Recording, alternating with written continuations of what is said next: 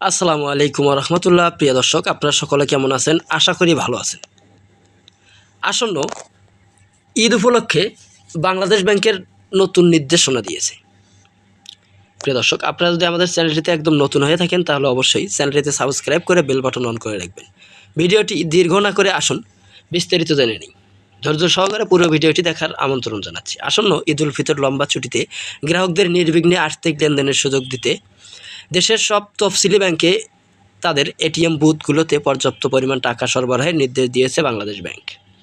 পাশাপাশি point of sale, I payment gateway, mobile financial service এর মাধ্যমে নির্বিঘ্নে লেনদেন ক্ষেত্রে বেশ কিছু নির্দেশনা দিয়েছে নিয়ন্ত্রণ সংস্থা।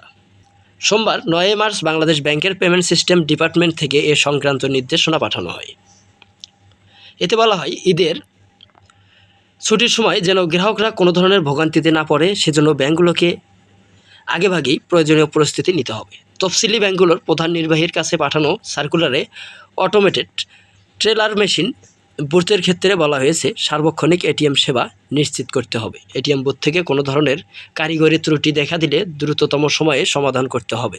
পর্যাপ্ত টাকা সরবরাহ নিশ্চিত করতে হবে। বুথে সার্বক্ষণিক পাহারাদারের সতর্ক অবস্থান সহ অন্যান্য নিরাপত্তা নিশ্চিত করতে হবে।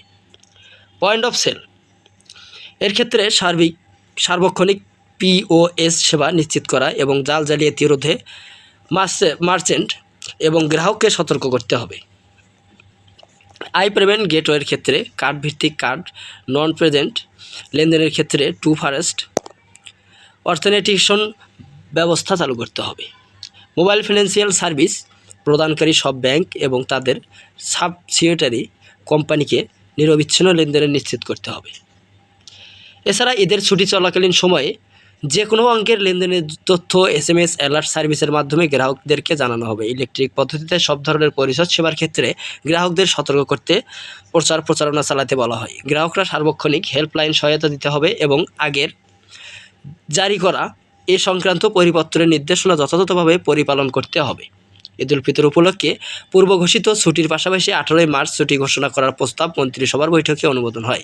এর ফলে সব সরকারি বেসরকারি অফিস 17 থেকে 23 মার্চ পর্যন্ত 7 দিনের ঈদের ছুটি থাকবে। এবার চাঁদ দেখা সাপেক্ষে 21 মার্চ বাংলাদেশ উদযাপিত হতে পারে ঈদ উল ফিতর।